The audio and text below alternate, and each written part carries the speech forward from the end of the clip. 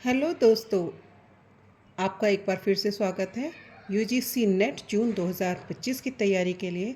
और साथ ही साथ हम कर रहे हैं असिस्टेंट प्रोफेसर के लिए रिवीजन वर्क। आज बात करते हैं संप्रेषण, संचार, कम्युनिकेशन के बारे में।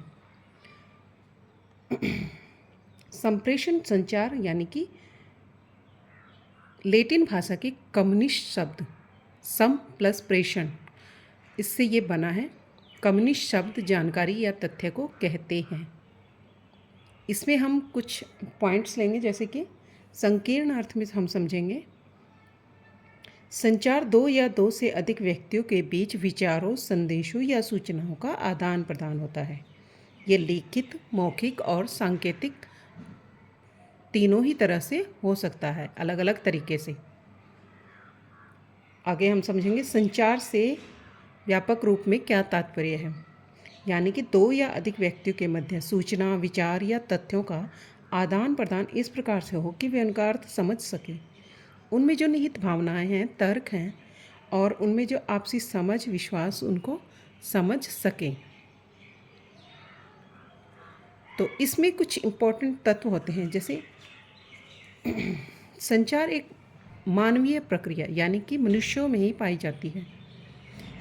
इस प्रक्रिया से पशु पक्षियों इन संप्रेषण के क्षेत्र से इन्हें बाहर रखेंगे, क्योंकि इन लोगों में इतना संचार या कम्युनिकेशन नहीं हो पाता है जितना कि मनुष्य या मानव यानी कि पर्सन्स, इंटरपर्सन कम्युनिकेशन चल सकता है। और संचार एक मनोवैज्ञानिक और सामाजिक प्रणाली है। संचार के कम से कम दो तत्व, प्रेषक और प्राप्तकर्ता, अवश्य होते हैं।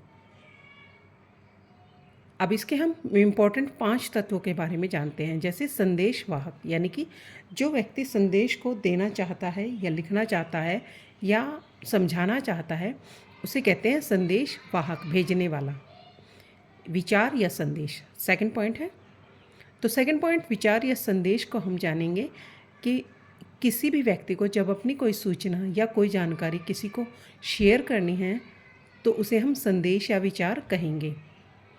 जो भी सूचना हम संदेश या संदेश वाहक को, संदेश प्राप्तकर्ता को देना है, उसके लिए कोई ना कोई माध्यम होना चाहिए। वो लिखित, मौखिक, सांकेतिक, श्रव्य, दृश्य, कुछ भी हो सकता है। इसके बाद आते हैं संदेश प्राप्तकर्ता। अब संदेश प्राप्तकर्ता वो है जिसे आपने यानी संदेश वाहक ने उसको संदेश दिया है, वो किसी न किसी मीडियम के थ्रू उस तक भी पहुंचना चाहिए। और जब वो संदेश प्राप्तकर्ता को पहुंचता है, उसके बाद वो उसे कितना समझता या प्राप्त करता है, उसकी प्रतिपुष्टि अवश्य होनी चाहिए। इससे पता चलता है कि संदेश वाहक का संदेश जो संदेश प्राप्तकर्ता को प्राप्त हुआ है, वो उस तक कितना पहुंच पाया है। इसी के साथ पता चलता है कि कम्युनिकेशन हमारी सफल हुई या विफल हुई। आज के इस टॉपिक को हम यहीं पे ख़त्म करते हैं। आगे हम आपके लिए और भी इम्पोर्टेंट टॉपिक्स लेकर आएंगे। धन्यवाद।